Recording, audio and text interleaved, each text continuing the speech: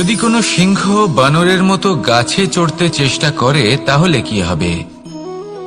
একটা মাছ যদি মাটিতে হাঁটতে চেষ্টা করে তাহলে কি হবে?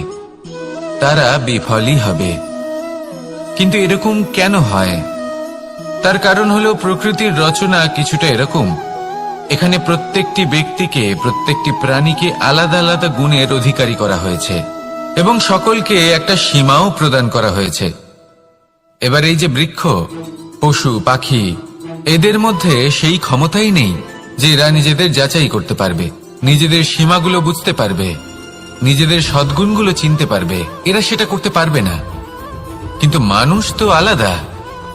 মানুষের কাছে সেই বিশেষ শক্তি আছে যে তারা পূর্ণরূপে নিজেদের যাচাই করতে পারবে, নিজেকে পূর্ণরূপে বুঝতে পারবে, নিজের দোষ, নিজের অপগুণ, নিজের সদ্গুণ, নিজেদের সীমাগুলো তারা বুঝতে পারবে। আর এটা অত্যন্ত গুরুত্বপূর্ণ। কথায় আছে যে যদি সাফল্য লাভ করতে হয় তাহলে নিজেকে যাচাই করে নিতে হবে। তাই নিজেকে যাচাই করুন, নিজের সাথে পরিচিত হয়ে যান এবং জীবনে কর্ম করতে থাকুন। সাফল্যের শিখরে অবশ্যই পৌঁছে যাবেন। আর ওখানে যদি যান তাহলে এই মন প্রসন্ন হয়ে অবশ্যই বলবে, রাধা রাধা। অন্ধকারাচ্ছন্ন রাত্রি যদি এসে থাকে তাহলে আলোকিত প্রকাশ নিয়ে সূর্যও অবশ্যই আসে। রোগ যদি এসে থাকে তাহলে তার ওষুধও অবশ্যই আসে। সমস্যা যদি আসে তাহলে সেই সমস্যার সমাধানও নিজে থেকেই আমাদের কাছে চলেই আসে। এই সংসার, এই জীবনের শুধুমাত্র একটাই নিয়ম আছে, আর তা হলো এটাই। এই সংসার হলো একটা চক্রের মতো। এতে শাশ্বত বলে কিছু নেই, নিত্য বলে কিছু নেই। আর যা কিছুই রয়েছে সব বদলাতে চলেছে। যদি আপনার জীবনে দুঃখ থাকে, সমস্যা থাকে, যদি আপনি বিপদ দ্বারা আচ্ছন্ন, তাহলে মনে রাখবেন সবকিছু বদলে যেতে চলেছে। দুঃখের সময় কাঁদবেন না, মনকে আরো দুঃখী করে তুলবেন না, কারণ এখানে যা কিছুই এসেছে তা যাওয়ার জন্যই এসেছে। তাহলে এত চিন্তা কিসের? আনন্দ সহকারে জীবন যাপন করুন আর আমার সাথে ভালোবেসে বলুন, রাধা রাধা। রাত্রিবেলায় যখন আলোকিত জোনাকিদের দেখেন তখন মন প্রসন্ন হয়ে ওঠে। এদের দেখতে খুবই সুন্দর লাগে। আর এমন ঠিক কেন হয়? প্রথম হলো এটাই যে রাতের বেলায় চতুর্দিক অন্ধকারাচ্ছন্ন থাকে। এমত অবস্থায় যদি আমরা কোথাও একটু প্রকাশ দেখি তাহলে সেটাই আশার কিরণের ন্যায় মনে হয়। সেই প্রকাশই আমাদের মন প্রসন্ন করে তোলে। আর সেই জন্য যে সকল মানুষ রাতের বেলায় কোনো জোনাকি দেখতে পান তারা প্রসন্ন হয়ে যান। এবার কখনো কখনো জীবনে আমাদের মনে হয় যে চতুর্দিকে শুধুমাত্র অন্ধকারই হয়ে আছে। প্রত্যেকেরই তা কখনো মনে হয়। আর তখনই আমাদের নিরাশ হলে চলবে না, আমাদের দুঃখী হলে চলবে না। সেই সময় আমাদের খুঁজতে হবে নিজেদের আশেপাশে, চতুর্দিকে আর কোথাও না কোথাও আমরা প্রকাশ অবশ্যই দেখতে পাব, আশার একটা কিরণ অবশ্যই দেখতে পাব। কেউ এমন একটা কর্ম করেন যেটা দেখে আমরা প্রেরিত হয়ে যাই। আর এমন কোনো কর্ম যদি আপনারা করেন তাহলে সেই কর্ম আপনার মনকে প্রসন্ন ভাব, আনন্দ এবং ভালোবাসা দ্বারা ভরিয়ে তুলবে। আপনার অন্তরের সেই অন্ধকারের অন্ত করবে, দুঃখেরও অন্ত করবে। আর এই মন প্রসন্ন ভাব নিয়ে বলবে, রাধা রাধা। মনুষ্য জীবনের সবথেকে বেশি গুরুত্বপূর্ণ বিষয় হল মনের একাগ্রতা। এই সংসারের যে কটি মহান কার্য সম্পাদন হয়েছে তা হল মনের এই একাগ্রতার একমাত্র ফল। আপনি অবশ্যই দেখে থাকবেন অনেক ছোট বড় নদী যা বয়ে চলে তাদের সামনে একটা বাঁধ নির্মাণ করা হয় সেই সব নদীর জল সঞ্চয় করতে। বাঁধ হয়ে গেলে প্রয়োজন মতো বা মনের ইচ্ছে মতো তাকে ব্যবহার করা সম্ভব। এবার এটাই আমাদের মনের সাথেও সম্ভব। আমাদের মনের একাগ্রতা আজকের দিনে দাঁড়িয়ে বিভিন্ন ধরনের বিকার, ক্রীড়া এবং ভোগের মধ্যে ভাগ হয়ে গেছে। একে একত্রিত করতে হবে, একটা বাঁধ নির্মাণ করতে হবে, কর্মের বাঁধ। আপনাকে শুধু এটাই করতে হবে, যেটা উচিত কর্ম সেটাই করুন, যেটা অনুচিত কর্ম সেটা করা থেকে নিজেকে বিরত রাখুন। ব্যাস, এই কাজটাই আপনি করতে থাকুন, করতে থাকুন। মনের মধ্যে একাগ্রতার বাঁধ নির্মাণ করুন। আর একবার যদি তা নির্মাণ হয়ে যায়, তাহলে যখন চাইবেন, যেখানে চাইবেন, যতটা চাইবেন একাগ্রতা প্রয়োগ করতে পারবেন। আর একবার যদি আপনি এটা শিখে যান, তাহলে এই সংসারকে বদলে ফেলার মতো কাজ আপনি করতে পারবেন, সমাজকে শুধরাবার মতো কাজ করতে পারবেন। তাহলে এই মনকে একাগ্র করুন আর আমার সাথে ভালোবেসে বলুন, রাধা রাধা। এই সংসারে সবথেকে বেশি কোমল বস্তু হলো রেশম। এই রেশম এতটাই কোমল হয় যে এর পুরো একটা থান শুধুমাত্র একটা হাতে ধরা সম্ভব। কখনো ভেবে দেখেছেন এই রেশম কিভাবে হয়? একটি কীট তার লালার দ্বারা উৎপন্ন হয়। এই কীট সেই রেশমকে পাক দিতে থাকে, পাক দিতেই থাকে আর আস্তে আস্তে তার মধ্যেই জড়িয়ে পড়ে। শেষে ওর এই সুন্দর অমূল্য সৃষ্টি রেশমের এই সুতো, তার নির্মাণ কার্য পূর্ণ হয়। কিন্তু তাতেই ও নিজে বন্দী হয়ে যায়। নিজেরই মায়াজালের এই বন্দী গৃহে নিজেই ফেঁসে যায়। এবার এই সুতোকে ব্যবহারযোগ্য করে তোলার জন্য এই কীটগুলিকে এই কবচের সাথেই ফুটন্ত জলে ফেলে দেওয়া হয়। এই সংসারে যদি আমাদের স্বপ্ন এই সংসারের দুঃখ হরণ করার জন্য, এই সংসারে সুখ বিতরণ করার জন্য হয়, তবেই আমাদের প্রগতি সম্ভব। যদি আমাদের এই স্বপ্ন শুধুই আমাদের এবং আমাদের স্বার্থ সিদ্ধির জন্য হয়, তাহলে এই স্বপ্ন আমাদের অন্ধ করে দেবে, আমাদের অন্ধকারের পথে নিয়ে যাবে, আর আমরাও সেই কীটের মতো হয়ে যাব। নিজেদেরই মায়াজালে আমরা নিজেই ফেঁসে যাব। আর শেষে আমরা যদি কিছু লাভ করি, তা হবে একাকিত্ব, অন্ধকারময় মৃত্যু। তাই স্বপ্ন অবশ্যই দেখুন, কিন্তু এমন ভাবে স্বপ্ন দেখবেন না যে তার এই বন্দিগৃহে আপনি নিজেই ফেঁসে গেলেন। স্বপ্ন দেখুন পরোপকারের, পরমার্থের, সবাইকে উদ্ধারের, অন্ধকারের নয়। তবেই কল্যাণ হবে, আর তবেই এই হৃদয় প্রসন্ন হয়ে বলবে, রাধা রাধা। আমার কাছে যশোদা মা যেমন, আমার কাছে দেবকী মা যেমন, আমার কাছে ঠিক তেমনই হলেন গোমাতা। এবার ভেবে দেখার বিষয় হলো এটা যে এই সংসারে অসংখ্য প্রাণী আছে। একজন গাইকে একজন মায়ের মর্যাদা কেন দেওয়া হয়? তাহলে এর অনেকগুলো কারণ আছে। এই গাই অর্থাৎ গোমাতা, এনারা হলেন অত্যন্ত শান্ত, শান্তি প্রিয়, কখনো কারোর কোনো ক্ষতি করতেই পারেন না। গোমাতা যে দুধ নিজের বাছুরকে পান করান, সেই দুধই আমাদেরও দেন। সেই দুধ পান করে আমরা শক্তি লাভ করি। এই দুধ থেকে আমরা মাখন, ঘি, পায়েস, এইসব সুস্বাদু খাবার লাভ করি। গোমাতার গোবর আমাদের জ্বালানি হিসেবে সাহায্য করে, যার ফলে খুব কম সংখ্যক কাঠ ব্যবহার করা যায় এবং বেশিরভাগ জঙ্গল সুরক্ষিত থাকে। গোমাতার গোমূত্র, সেটাও আমাদের কাছে লাভজনক। এর দ্বারা আমরা অনেক রোগ থেকে মুক্তি লাভ করতে পারি। গোমাতা যখন একটি বাছুরকে জন্ম দেন, তখন সেই বড় হয়ে আমাদের ক্ষেত কর্ষণ করে।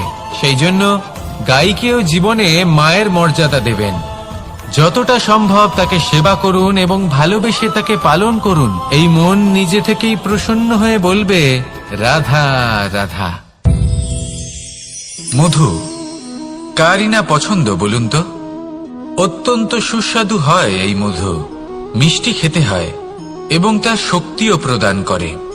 এবং প্রত্যেকটি মিষ্টি পদার্থের মতোই এতেও খুব তাড়াতাড়ি পিঁপড়ে ধরে যায়। অন্যদিকে যদি নুনকে দেখি, তাহলে বছরের পর বছর রাখলেও এতে পিঁপড়ে ধরে না। এবার যদি কথা বলি বন্ধুত্বের, তাহলে বন্ধুত্ব নুনের মতো হওয়া উচিত, মধুর মতো নয়। যারা সামনে এলে শুধুমাত্র মধুর মধুর কথা বলবে, পরে এতে পিঁপড়ে ধরে যাবে, এটা নুনের মতো হওয়া উচিত। প্রকৃত বন্ধু হলো সে যে সময় এলে পরে আপনার সামনে আপনার প্রকৃত সত্য তুলে ধরবে, তা সে যতই কঠিন হোক না কেন। আপনার দোষ, আপনার অপগুণ, আপনার খামতি আপনাকে বলতে পারবে, যাতে আপনি সেগুলো শুনে মেনে নিয়ে তারপর নিজেকে শুধরোতে পারেন। এটাই হলো প্রকৃত বন্ধুত্ব। কখনো নিজের জীবনের আশেপাশে মন দিয়ে দেখবেন, অনেক সময় এমন মানুষ থাকেন, অনেক বন্ধু থাকেন, যাদের দেখে আমাদের মনে হয় যে এনারা খুব কঠোর, এনাদের কথা খুব কটু। কিন্তু বেশিরভাগ এমন মানুষের মনটা যদি বুঝতে পারেন, তাহলে দেখবেন তাতে কোনো মালিন্য নেই। এনাদের মন অত্যন্ত পবিত্র হয়। যদি আপনার জীবনেও এমন কোনো ব্যক্তি থেকে থাকে, এমন বন্ধু থাকে, তাহলে তাদের আগলে রাখুন আর আমার সাথে ভালোবেসে বলুন, রাধা রাধা। যতক্ষণ আমরা এই সংসারে জীবিত, ততক্ষণ আমাদের সাথে সবকিছু থাকে। আমাদের ধন, সুখ স্বাচ্ছন্দ্য, আমাদের মিত্রগণ, আমাদের পরিবার, এই সমাজ, এই সবকিছু আমাদের সাথে থাকে। যেদিন আমরা এই সংসারকে ত্যাগ করব, এদের মধ্যে কেউ আমাদের সাথে যাবে না। না ধন, না স্বাচ্ছন্দ্য, না সম্পত্তি। এই সকল মানুষ, এই সমাজ, এরা শুধুমাত্রই শ্মশান পর্যন্ত আমাদের সাথে থাকতে পারবেন। তারপরে যদি আমাদের সাথে কিছু যেতে পারে, তাহলে তা শুধুই আমাদের ধর্ম। আর এই সংসারে আমরা নিজেদের যে সুনাম রেখে যাই, সেটা সম্ভব শুধুমাত্র কর্মের দ্বারা। সেই জন্য সংসারে যতদিন পর্যন্ত জীবিত আছেন, যদি কিছু অর্জন করতে চান, তাহলে ধর্ম অর্জন করুন, ধর্মের বিষয়ে স্পষ্টতা অর্জন করুন এবং কর্ম অর্জন করুন। এটাই হবে আপনার অতীত এবং এটাই হবে আপনার ভবিষ্যৎ, এবং এটাই সকলকে প্রেরণা প্রদান করবে। আসুন আমার সাথে ভালোবেসে বলুন, রাধা রাধা। আমরা যখনই কোনো যাত্রায় যাব বলে মনে করি, তখনই আমরা প্রস্তুত থাকি আসন্ন বিপদের জন্য বা সংকটের জন্য। যেমন যদি আমাদের মনে হয় যে আজকের পরিবেশ খুব ঠান্ডা হবে, তাহলে আমরা গরম বস্ত্র ধারণ করি বা সেটাকে সাথে নিয়ে যাই। যদি মনে হয় যে বৃষ্টি হতে পারে বা বৃষ্টি হয়ে চলেছে, আমরা দেখছি, তাহলে আমরা একটা ছাতা সাথে নিয়ে নিই। আমরা প্রস্তুত থাকতে চাই এবং এটাই উচিত, এবং সেই কারণেই আমরা যাত্রায় সাফল্য লাভ করি। কিন্তু যদি আমরা কথা বলি জীবনযাত্রা নিয়ে, যা কিনা সব থেকে বেশি গুরুত্বপূর্ণ, তাহলে তার জন্য আমরা পূর্ণরূপে প্রস্তুত থাকি না। আশেপাশের মানুষ, এই সমাজ, আমাদের সাথী, আমাদের মিত্ররা যে কোনো মুহূর্তে বদলে যেতে পারেন। সেই জন্য আমরা নিজেদেরকে কখনো সাবধান করি না, কখনোই নিজেদের প্রস্তুত করি না। আমাদের এটা কখনোই মনে হয় না যে এরকম হতে পারে, আর সেই কারণেই শেষে গিয়ে আমরা অত্যন্ত দুঃখ পাই। একটা অমূল্য শিক্ষা আছে যেটা আমাদের লাভ করা উচিত, সতর্ক থাকা উচিত। এই জীবনযাত্রার জন্য শুধুমাত্র এই পরিবেশের বিষয়ে তথ্য সংগ্রহ করা বা তাকে অনুমান করা, এটুকু হলেই চলবে না। আমাদের আশেপাশের মানুষজনকে দেখতে হবে, তাদের স্বভাব পরিস্থিতির ওপর নজর রাখতে হবে। যখন তারা রং পাল্টাচ্ছেন, নজর রাখতে হবে, তা অত্যন্ত আবশ্যক।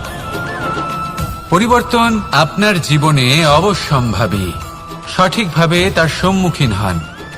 আসুন আমার সাথে ভালোবেসে বলুন, রাধা রাধা। জীবনে গতি অত্যন্ত গুরুত্বপূর্ণ, মতিও হলো গুরুত্বপূর্ণ, এবং তার থেকেও বেশি গুরুত্বপূর্ণ হলো সঙ্গতি। একটা জলের ফোঁটা, তার মধ্যে গতি থাকে।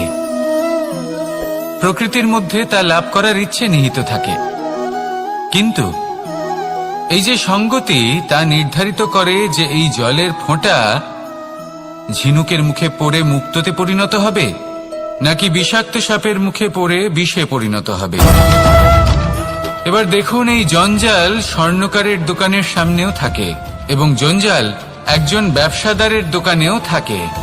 কিন্তু জঞ্জাল যা স্বর্ণকারের দোকানে থাকে, তা ব্যবসাদারের দোকানের জঞ্জালের থেকে অনেক বেশি মূল্যবান, কারণ তার মধ্যে সোনার কণার সঙ্গতি থাকে। সেই জন্য জীবনে সঙ্গতির উপর বিশেষ গুরুত্ব দেবেন। যেমন সঙ্গতি, তেমনই আপনি হবেন। আসুন আমার সাথে ভালোবেসে বলুন, রাধা রাধা। দিশা আমাদের পথ প্রদর্শন করে, আর আমরা এই দিশার মধ্যেও পবিত্র অপবিত্র, শুভ অশুভ জিনিস খুঁজে পাই। কিন্তু প্রশ্ন হলো এটাই যে সত্যি কি এই দিশা পবিত্র বা অপবিত্র হয়, শুভ বা অশুভ হয়? সত্যি কথা বলতে দিশা শুধুই একটা দিক মাত্র, কিন্তু সেই দিকে যে ব্যক্তি থাকেন তার কর্ম হয় শুভ হয়, নয় অশুভ হয়। যেমন ধরুন সূর্য, সূর্য যাকে ছাড়া আমাদের জীবন চলতে পারে না। উনি উদিত হন পূর্ব দিক থেকে, এবং এই কারণে সূর্য মহান নন বা পবিত্র নন যে উনি পূর্ব দিক থেকে উদিত হন। উনি এই কারণে মহান কারণ উনি আমাদের সকলকে প্রকাশ প্রদান করেন, এবং পূর্ব দিক এই কারণে মহান কারণ সেদিক থেকে সূর্যোদয় হয়। এবার সূর্যাস্ত হয়ে থাকে পশ্চিম দিক থেকে, আর তাই বেশিরভাগ মানুষ পশ্চিমকে অশুভ মনে করেন, অপবিত্র মনে করেন। সেখানেই যদি আমি উত্তর এবং দক্ষিণের কথা বলি তাহলেও সেই একই ব্যাপার। উত্তর দিকে যদি আমরা কখনো যাত্রা করতে চাই তাহলে আমরা নিঃসংকোচে কোনো ভাবনা চিন্তা ছাড়াই যাত্রা করতে পারি। সেখানেই দক্ষিণ দিকে যদি আমরা যাত্রা করতে চাই তাহলে আমরা শুভ মুহূর্ত খুঁজি। কারণটা কি? কারণ উত্তর দিকে হিমালয় পর্বত আছে, যেখানে আমরা জড়িবুটি খুঁজে পাই, যেখান থেকে পবিত্র নদী প্রবাহিত হয়। সেখানেই দক্ষিণ দিকে আছে বিশাল নোনা জলের সাগর। এমন একটা স্থানও আছে যেখানে লঙ্কাপতি রাবণ থাকতেন। আর হয়তো এই সকল কর্মের কারণেই আমাদের দৃষ্টিভঙ্গি এমন হয়ে গেছে। তাই আপনার কর্ম সবসময় যথাসম্ভব শ্রেষ্ঠ রাখুন, কারণ আপনার কর্ম শুধু আপনার জন্যই নয়। আপনি যেখানে আছেন, আপনার কুল, আপনার স্থান, আপনার দিশা, এই সবকিছুর ওপর তার প্রভাব পড়বে। তাই সবসময় শুভ কর্ম করুন এবং আমার সাথে ভালোবেসে বলুন, রাধা রাধা। মাঝে মাঝে কিছু মুহূর্তের জন্য চোখ বন্ধ করে ধ্যানের বেদিতে বসে ধ্যান করতে চেষ্টা করুন, আর বোঝার চেষ্টা করুন যে আমরা সর্বপ্রথম কি দেখতে পাচ্ছি, কি অনুভব করছি। আপনি দেখতে পাবেন সবার আগে আপনার চোখের সামনে আপনার দুষ্কর্মগুলিকে, আপনার লুকিয়ে থাকা ক্রোধ, অন্তরের যন্ত্রণা, ভয়, নিরাশা, এই সবকিছুই সবার আগে দেখতে পাবেন আপনি। আর এই সবকিছুই আমাদের দুঃখের কারণ হয়ে ওঠে। এই সবকিছুর সারমর্ম কি? সারমর্ম শুধু একটাই, সেটা হলো এই যে আমাদের এই মন তা কিন্তু দুষ্কর্ম পছন্দই করে না। আমাদের এই মন একটা সুখময় জীবন যাপন করতে চায়, সৎকর্ম করতে চায়। তাই এটাই করুন, শুভ চিন্তা করুন, শুভ কর্ম করুন, ইতিবাচক মনোভাব নিয়ে জীবনে অগ্রসর হন। তারপর চোখ বন্ধ করে অন্তরে দেখতে থাকুন। দুঃখের আভাসই পাবেন না। এই মন প্রসন্নতা এবং প্রেমের দ্বারা পূর্ণ হবে এবং বারবার বলে উঠবে, রাধা রাধা। মানুষের জীবনে তিনটি গুণ অত্যন্ত প্রয়োজনীয়: শ্রদ্ধা, বিনম্রতা, যোগ্যতা। যদি জ্ঞান লাভ করতে চান তাহলে শ্রদ্ধার প্রয়োজন, যদি মান লাভ করতে চান তাহলে স্বভাবে বিনম্র হওয়া প্রয়োজন, আর যদি মনোবাঞ্ছিত স্থান লাভ করতে চান তাহলে যোগ্যতার প্রয়োজন। বিষয়টা সহজ। শ্রদ্ধা আপনাকে জ্ঞান দেবে, নম্রতা আপনাকে মান, আর যোগ্যতা উচিত স্থান দেবে। কিন্তু যদি আপনি এই তিনটি গুণ সম্মিলিত করেন তাহলে এমন কিছু লাভ করবেন যা এই সব কিছুর থেকে অনেক ঊর্ধ্বে। সম্মান। আর এ হলো সেই সম্মান যা প্রত্যেক মানুষের নিজের জীবনে লাভ করতে চেষ্টা করা উচিত, কারণ এই হলো সেই সম্মান যার কারণে আপনি চলে যাওয়ার পরেও এই সংসার আপনাকে ভালোবাসবে আর মনে রাখবে। আসুন আমার সাথে ভালোবেসে বলুন, রাধা রাধা। বনের মধ্যে যদি আপনি কোনো বিষাক্ত সাপ দেখেন তাহলে কি করবেন? আপনি তখনই তার থেকে দূরে পালাতে চেষ্টা করবেন। আর এটা কেন করবেন? নিজের রক্ষার্থে। এই কথা আমি নয় মেনে নিলাম, কিন্তু নিজের জীবনে এটা করেন না কেন? আপনি যেখানেই যান, যে স্থানেই যান না কেন, প্রত্যেক সময়, প্রত্যেক মুহূর্তে এমন বিষাক্ত সাপ আপনি অবশ্যই খুঁজে পাবেন। আর সেই সাপ নয় যাদের আপনি বনে খুঁজে পাবেন, এরা হলো সেই সাপ যা আপনাকে পাপ করতে বাধ্য করবে। আপনার অন্তরের বাসনা, ক্রোধ, অহংকার, লোভ, ঈর্ষা এদের বৃদ্ধি ঘটাবে। দেখুন, বনের এই সাপ আপনাকে একবার ছেড়ে দিতেও পারে, ছোবল নাও মারতে পারে, কিন্তু এই যে পাপরূপী সাপ আছে তা অবশ্যই ছোবল মারবে। কর্ম যদি করেন তাহলে অবশ্যই ফল পাবেন। সেই জন্য যখনই কোথাও যাবেন যদি এমন কাউকে দেখেন, যদি এমন কিছু দেখেন যে আপনাকে পাপ করতে বাধ্য করছে, তাহলে সেই মুহূর্তে সেখান থেকে পালিয়ে যান। যেমন বনের সাপ দেখে আপনি পালাতে থাকেন। সৎকর্মের রক্ষা অত্যন্ত আবশ্যক। আসুন আর আমার সাথে ভালোবেসে বলুন, রাধা রাধা। যদি কোনো সিংহ বানরের মতো গাছে চড়তে চেষ্টা করে তাহলে কি হবে? একটা মাছ যদি মাটিতে হাঁটতে চেষ্টা করে তাহলে কি হবে? তারা বিফলই হবে। কিন্তু এরকম কেন হয়? তার কারণ হলো প্রকৃতির রচনা কিছুটা এরকম। এখানে প্রত্যেকটি ব্যক্তিকে, প্রত্যেকটি প্রাণীকে আলাদা আলাদা গুণের অধিকারী করা হয়েছে এবং সকলকে একটা সীমাও প্রদান করা হয়েছে। এবার এই যে বৃক্ষ, পশু, পাখি, এদের মধ্যে সেই ক্ষমতাই নেই যে এরা নিজেদের যাচাই করতে পারবে, নিজেদের সীমাগুলো বুঝতে পারবে, নিজেদের সদ্গুণগুলো চিনতে পারবে। এরা সেটা করতে পারবে না। কিন্তু মানুষ তো আলাদা। মানুষের কাছে সেই বিশেষ শক্তি আছে যে তারা পূর্ণরূপে নিজেদের যাচাই করতে পারবে, নিজেকে পূর্ণরূপে বুঝতে পারবে, নিজের দোষ, নিজের অপগুণ, নিজের সদ্গুণ, নিজেদের সীমাগুলো তারা বুঝতে পারবে। আর এটা অত্যন্ত গুরুত্বপূর্ণ। কথায় আছে যে যদি সাফল্য লাভ করতে হয় তাহলে নিজেকে যাচাই করে নিতে হবে। তাই নিজেকে যাচাই করুন, নিজের সাথে পরিচিত হয়ে যান এবং জীবনে কর্ম করতে থাকুন। সাফল্যের শিখরে অবশ্যই পৌঁছে যাবেন। আর ওখানে যদি যান তাহলে এই মন প্রসন্ন হয়ে অবশ্যই বলবে, রাধা রাধা। অন্ধকারাচ্ছন্ন রাত্রি যদি এসে থাকে তাহলে আলোকিত প্রকাশ নিয়ে সূর্যও অবশ্যই আসে। রোগ যদি এসে থাকে তাহলে তার ওষুধও অবশ্যই আসে। সমস্যা যদি আসে তাহলে সেই সমস্যার সমাধানও নিজে থেকেই আমাদের কাছে চলেই আসে। এই সংসার, এই জীবনের শুধুমাত্র একটাই নিয়ম আছে, আর তা হলো এটাই, এই সংসার হলো একটা চক্রের মতো। এতে শাশ্বত বলে কিছু নেই, নিত্য বলে কিছু নেই। আর যা কিছুই রয়েছে সব বদলাতে চলেছে। যদি আপনার জীবনে দুঃখ থাকে, সমস্যা থাকে, যদি আপনি বিপদ দ্বারা আচ্ছন্ন, তাহলে মনে রাখবেন সবকিছু বদলে যেতে চলেছে। দুঃখের সময় কাঁদবেন না, মনকে আরো দুঃখী করে তুলবেন না, কারণ এখানে যা কিছুই এসেছে তা যাওয়ার জন্যই এসেছে। তাহলে এত চিন্তা কিসের? আনন্দ সহকারে জীবন যাপন করুন আর আমার সাথে ভালোবেসে বলুন, রাধা রাধা। রাত্রিবেলায় যখন আলোকিত জোনাকিদের দেখেন তখন মন প্রসন্ন হয়ে ওঠে। এদের দেখতে খুবই সুন্দর লাগে। আর এমন ঠিক কেন হয়?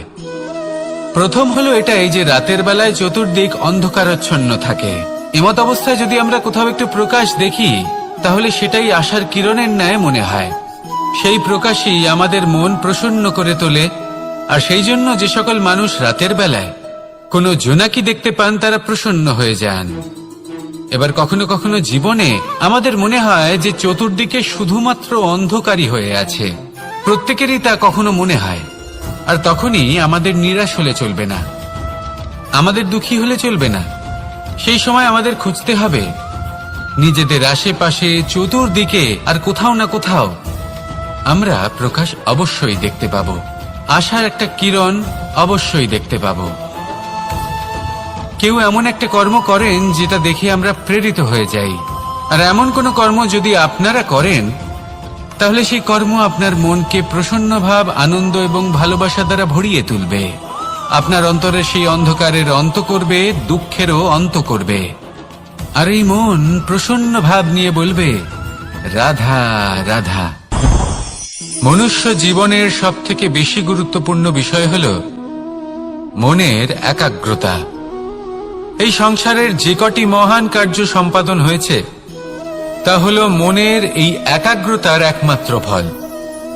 আপনি অবশ্যই দেখে থাকবেন অনেক ছোট বড় নদী যা বয়ে চলে তাদের সামনে একটা বাঁধ নির্মাণ করা হয় সেই সব নদীর জল সঞ্চয় করতে। বাঁধ হয়ে গেলে প্রয়োজন মতো বা মনের ইচ্ছে মতো তাকে ব্যবহার করা সম্ভব। এবার এটাই আমাদের মনের সাথেও সম্ভব। আমাদের মনের একাগ্রতা আজকের দিনে দাঁড়িয়ে বিভিন্ন ধরনের বিকার, ক্রীড়া এবং ভোগের মধ্যে ভাগ হয়ে গেছে। একে একত্রিত করতে হবে, একটা বাঁধ নির্মাণ করতে হবে। কর্মের বাঁধ।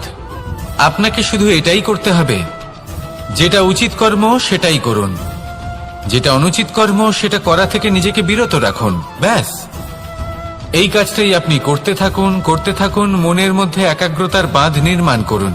আর একবার যদি তা নির্মাণ হয়ে যায়, তাহলে যখন চাইবেন, যেখানে চাইবেন, যতটা চাইবেন, একাগ্রতা প্রয়োগ করতে পারবেন। আর একবার যদি আপনি এটা শিখে যান, তাহলে এই সংসারকে বদলে ফেলার মতো কাজ আপনি করতে পারবেন, সমাজকে শোধরাবার মতো কাজ করতে পারবেন। তাহলে এই মনকে একাগ্র করুন আর আমার সাথে ভালোবেসে বলুন, রাধা রাধা। এই সংসারে সব থেকে বেশি কোমল বস্তু হলো রেশম। এই রেশম এতটাই কোমল হয় যে এর পুরো একটা থান শুধুমাত্র একটা হাতে ধরা সম্ভব। কখনো ভেবে দেখেছেন এই রেশম কিভাবে হয়?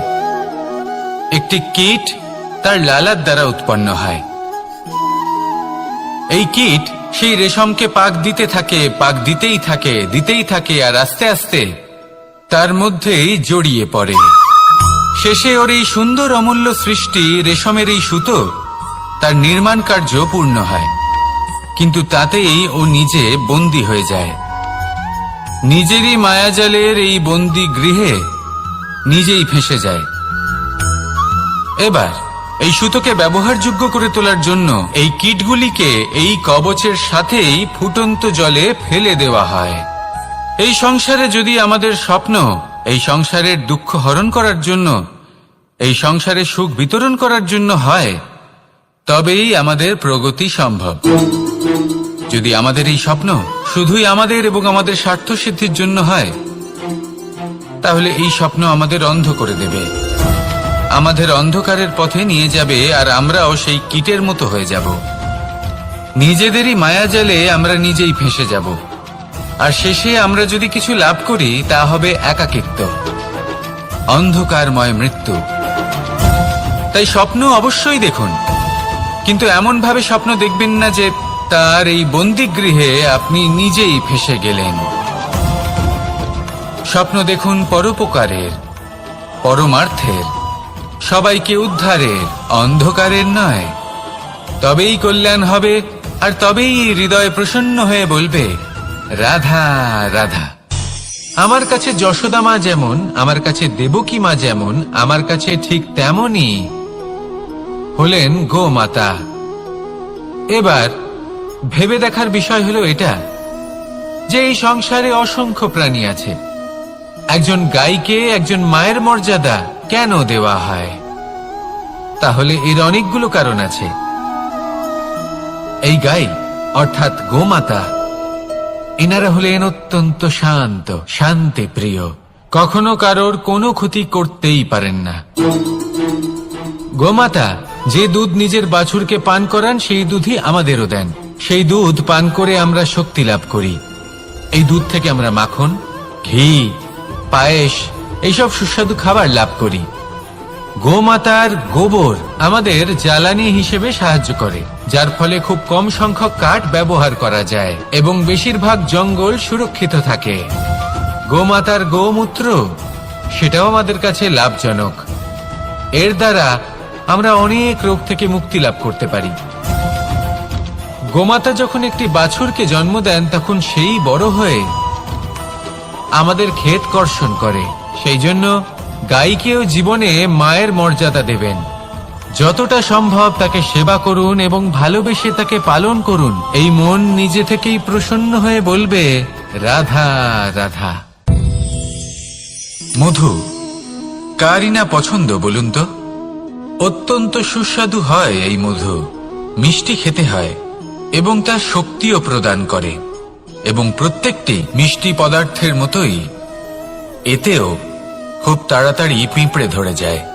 অন্যদিকে যদি নুনকে দেখি, তাহলে বছরের পর বছর রাখলেও এতে পিঁপড়ে ধরে না। এবার যদি কথা বলি বন্ধুত্বের, তাহলে বন্ধুত্ব নুনের মতো হওয়া উচিত, মধুর মতো নয়। যারা সামনে এলে শুধুমাত্র মধুর মধুর কথা বলবে, পরে এতে পিঁপড়ে ধরে যাবে, এটা নুনের মতো হওয়া উচিত। প্রকৃত বন্ধু হলো সে যে সময় এলে পরে আপনার সামনে আপনার প্রকৃত সত্য তুলে ধরবে, তা সে যতই কঠিন হোক না কেন। আপনার দোষ, আপনার অপগুণ, আপনার খামতি আপনাকে বলতে পারবে, যাতে আপনি সেগুলো শুনে মেনে নিয়ে তারপর নিজেকে শুধরোতে পারেন। এটাই হলো প্রকৃত বন্ধুত্ব। কখনো নিজের জীবনের আশেপাশে মন দিয়ে দেখবেন, অনেক সময় এমন মানুষ থাকেন, অনেক বন্ধু থাকেন, যাদের দেখে আমাদের মনে হয় যে এনারা খুব কঠোর, এনাদের কথা খুব কটু। কিন্তু বেশিরভাগ এমন মানুষের মনটা যদি বুঝতে পারেন, তাহলে দেখবেন তাতে কোনো মালিন্য নেই। এনাদের মন অত্যন্ত পবিত্র হয়। যদি আপনার জীবনেও এমন কোনো ব্যক্তি থেকে থাকে, এমন বন্ধু থাকে, তাহলে তাদের আগলে রাখুন আর আমার সাথে ভালোবেসে বলুন, রাধা রাধা। যতক্ষণ আমরা এই সংসারে জীবিত, ততক্ষণ আমাদের সাথে সবকিছু থাকে। আমাদের ধন, সুখ স্বাচ্ছন্দ্য, আমাদের মিত্রগণ, আমাদের পরিবার, এই সমাজ, এই সবকিছু আমাদের সাথে থাকে। যেদিন আমরা এই সংসারকে ত্যাগ করব, এদের মধ্যে কেউ আমাদের সাথে যাবে না। না ধন, না স্বাচ্ছন্দ্য, না সম্পত্তি। এই সকল মানুষ, এই সমাজ, এরা শুধুমাত্রই শ্মশান পর্যন্ত আমাদের সাথে থাকতে পারবেন। তারপরে যদি আমাদের সাথে কিছু যেতে পারে, তাহলে তা শুধুই আমাদের ধর্ম। আর এই সংসারে আমরা নিজেদের যে সুনাম রেখে যাই, সেটা সম্ভব শুধুমাত্র কর্মের দ্বারা। সেই জন্য সংসারে যতদিন পর্যন্ত জীবিত আছেন, যদি কিছু অর্জন করতে চান, তাহলে ধর্ম অর্জন করুন, ধর্মের বিষয়ে স্পষ্টতা অর্জন করুন এবং কর্ম অর্জন করুন। এটাই হবে আপনার অতীত এবং এটাই হবে আপনার ভবিষ্যৎ, এবং এটাই সকলকে প্রেরণা প্রদান করবে। আসুন আমার সাথে ভালোবেসে বলুন, রাধা রাধা।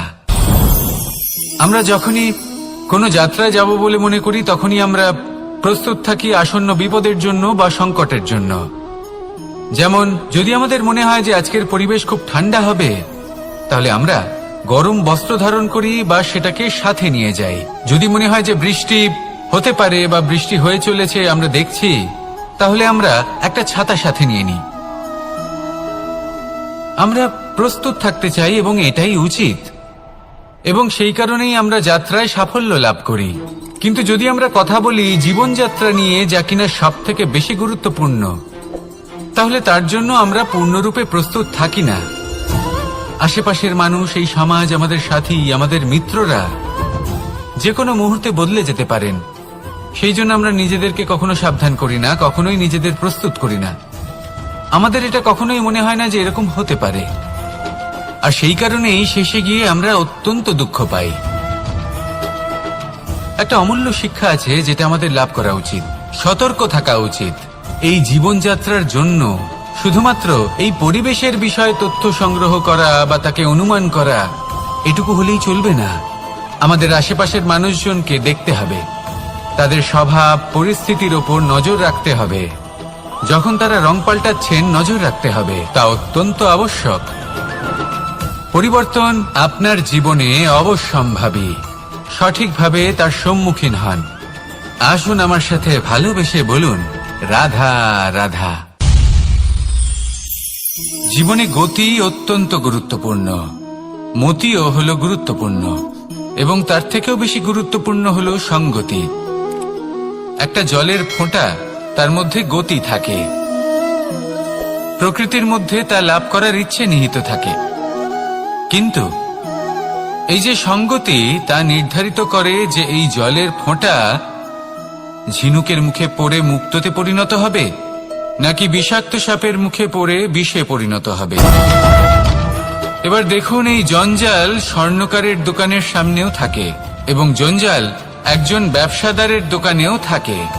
কিন্তু জঞ্জাল যা স্বর্ণকারের দোকানে থাকে, তা ব্যবসাদারের দোকানের জঞ্জালের থেকে অনেক বেশি মূল্যবান, কারণ তার মধ্যে সোনার কণার সঙ্গতি থাকে।